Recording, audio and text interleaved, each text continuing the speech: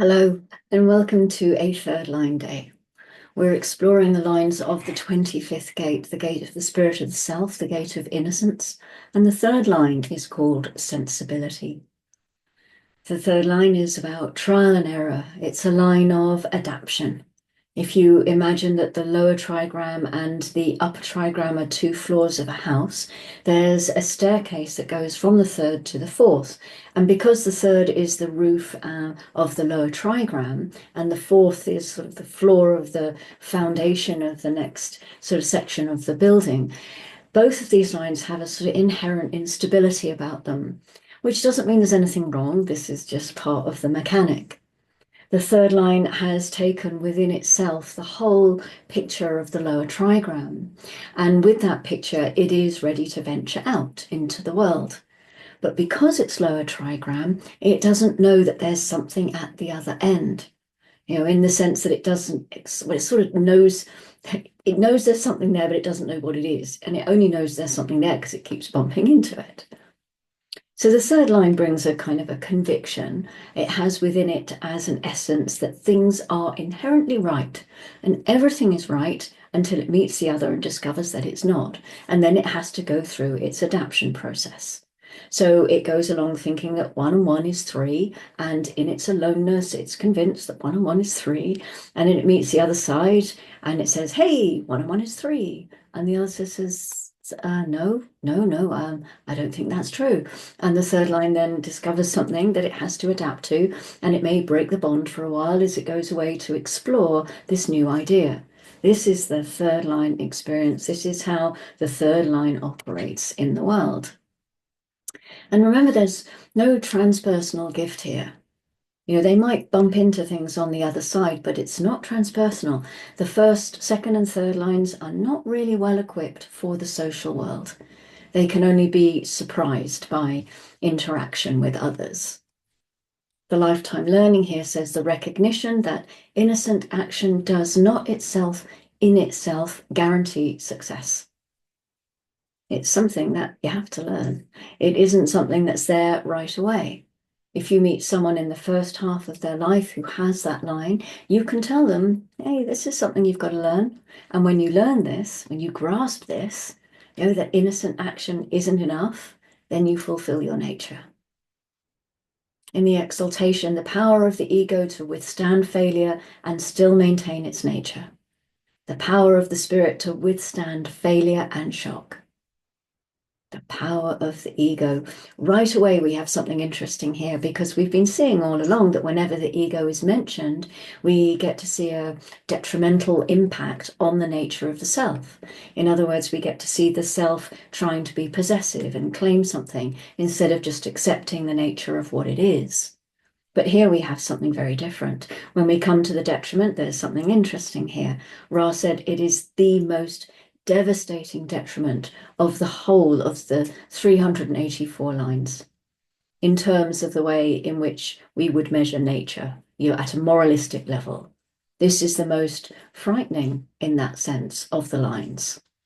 It says in the detriment, the potential loss of innocence through misfortune that in the extreme can manifest from crime to suicide. The potential loss of spirit through failure and shock. This is a powerful line. Looking at this line, we've got Mars in the exaltation and we have Pluto in the detriment.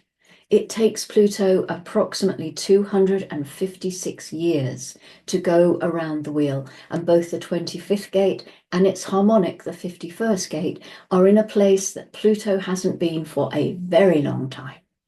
A very, very long time. As a matter of fact, there's nobody alive on Earth who carries within them the genetic material of Pluto in this detriment. Nobody. And so the detriment of the third line of the 25th hexagram in this sense does not exist. If you're doing a reading for someone, you're taking them through their lines, you're looking at your own lines, don't read the detriment because it doesn't exist. It's not in the world. Thank God. You only read the exalted when it comes to this line.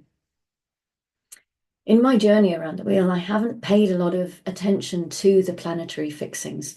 And this is mostly because I've been learning about them myself through the process of doing this. And I've always had a rule for myself that I don't teach or share what I don't understand. But Ra did make a very special point of mentioning in the line companion this, so I will share it with you.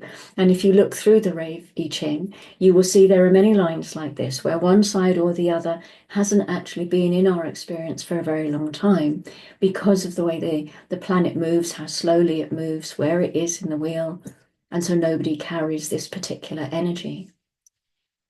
Ra said that he did some digging into when Pluto was last in the 25-3, and it was a couple of hundred years ago. And he had a whole collection of astrological data of famous people, historical people. He had thousands of them, but he couldn't find anybody with this activation, which he said was a direct result of Pluto being in the 25-3. Apparently the rise of the Second Republic of Brazil was the only thing that he found, and that lasted about 2 years. But other than that, nothing. This is not a propitious line. We are very lucky to live in a time in which this is dormant.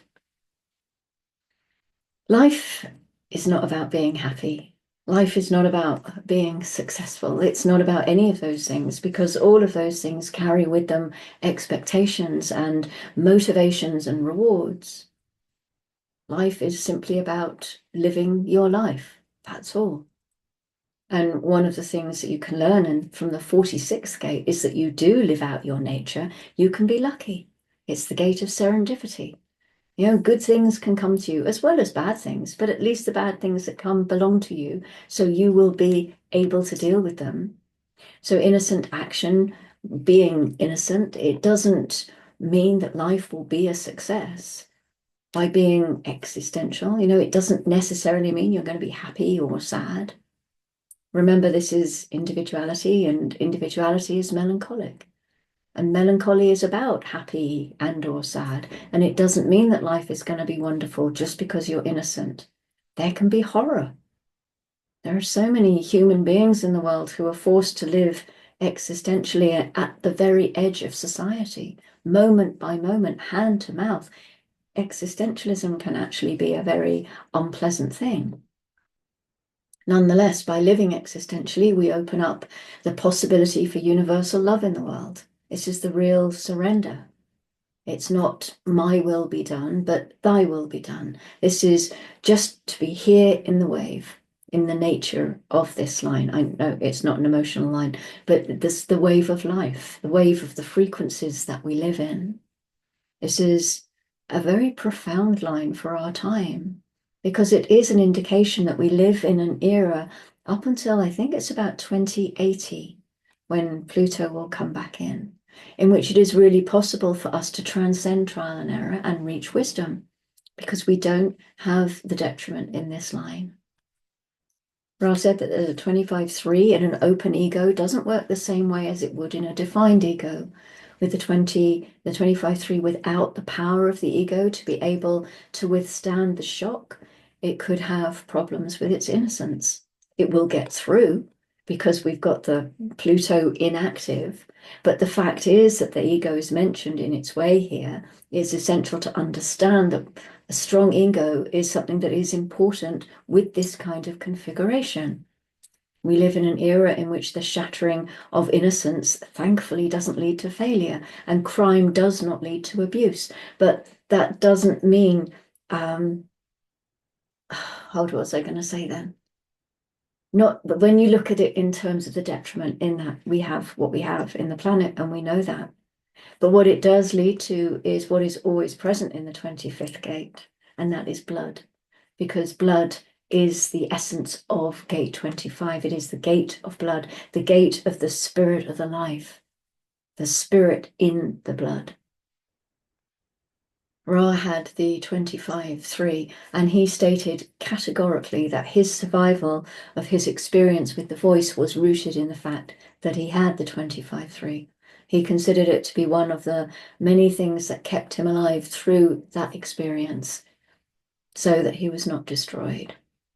The fact there was no Pluto there, that the detriment isn't active, The fact that there was no possibility of that really becoming, not only shattered by the experience, but some kind of criminal through the experience. He said that could have been a possibility otherwise, because with the knowledge that he was given, he could have stayed, secretly in the background, some kind of spooky black magician. The knowledge that he was given, the things that he was told, the things that he could do, the things that are possible with the knowledge that he was given. But he didn't live in a Plutonic age where that criminality is something possible out of the shattering of the innocence through trial and error.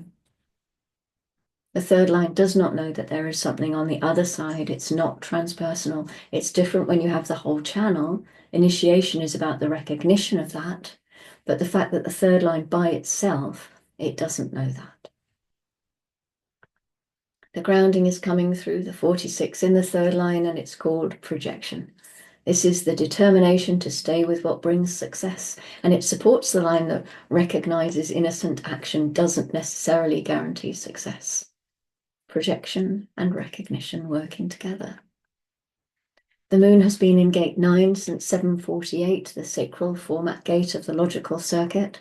It stays in the logical circuit as it crosses the sacral into gate 5 at 1901. Waiting, the gate of fixed patterns, fixed rhythms, where we find the fundamental attunement to natural rhythms, and waiting as an active state of awareness.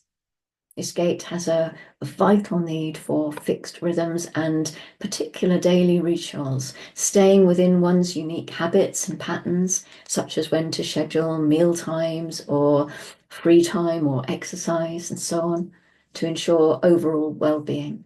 Others may consider these routines compulsive, or they may try to change them, but any deviation from one's own tempo or routine could be quite destabilizing. It could result in feeling disoriented, insecure, physically uncomfortable. And at 0608, the moon transits into the ego gate 26, the taming power of the great, the gate of the egoist, with the maximization of the power of memory applied to the nurturing of continuity.